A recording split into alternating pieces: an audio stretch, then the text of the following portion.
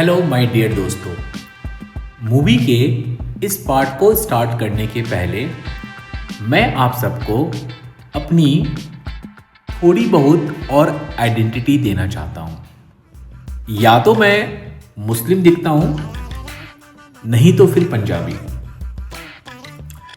हिंदू तो कोई समझता ही नहीं है मेरे को।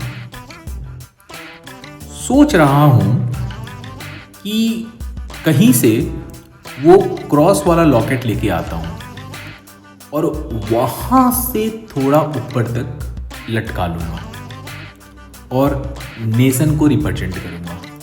आइडिया कैसा लगा दोस्तों? तो चलिए कहानी की शुरुआत करते हैं। ये कहानी तब की है जब हम लोग बेतिया टाउन में एक ऐसे जगह पे रहते थे जहाँ पर केवल मुस्लिम लोग रहा करते थे।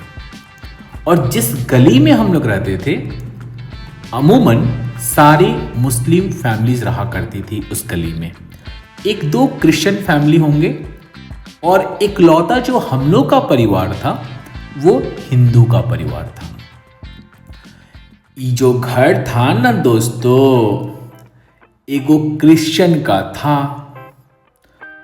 और ये बहुत ही भूतिया घर था जिसकी स्टोरी मैं आप सबसे बाद में शेयर करूंगा।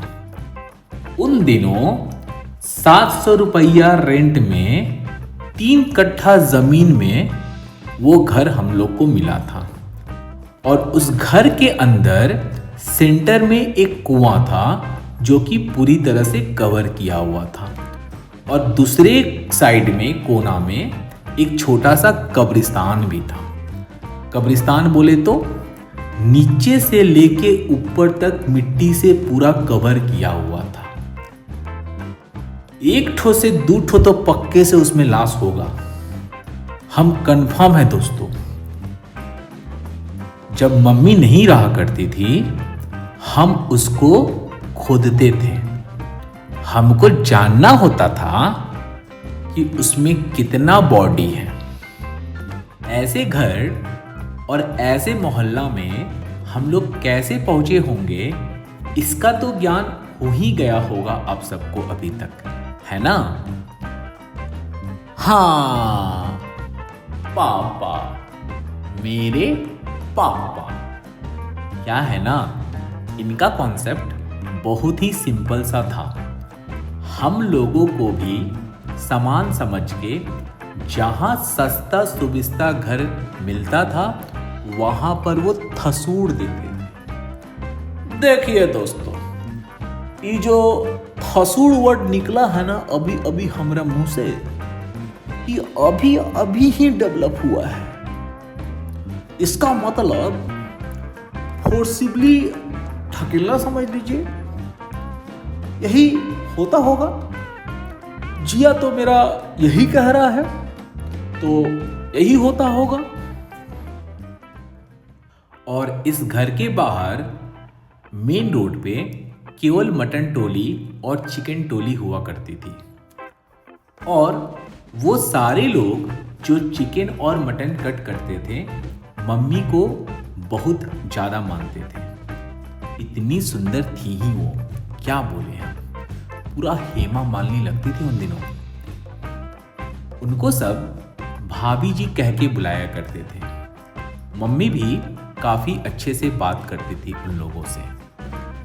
यहाँ पे एक फनी चीज़ याद आई मेरे को, मैं बोल ही देता हूँ, क्या छुपाना है। जब मैं नया नया बेंगलोर आया था ना, तब मैं जिससे भी बोलता था ऑफिस में we are 4 sisters and 2 brothers, सब मेरे से पूछते थे और मेरे को बोलते थे सिबलिंग्स सिबलिंग्स।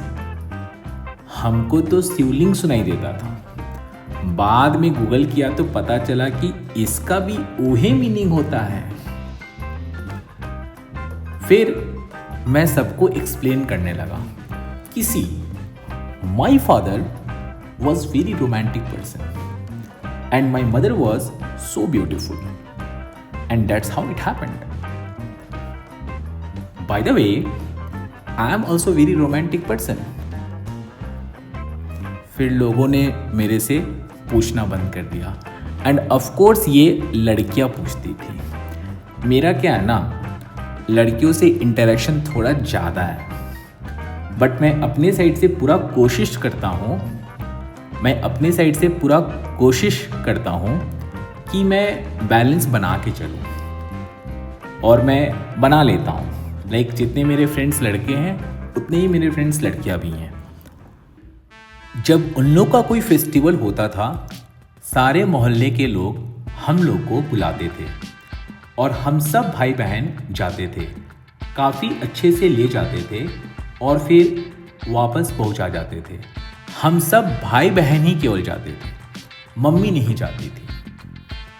और हाँ, हम लोग उनके घर भी जाते थे जो लोग चिकन और मटन कट करते थे।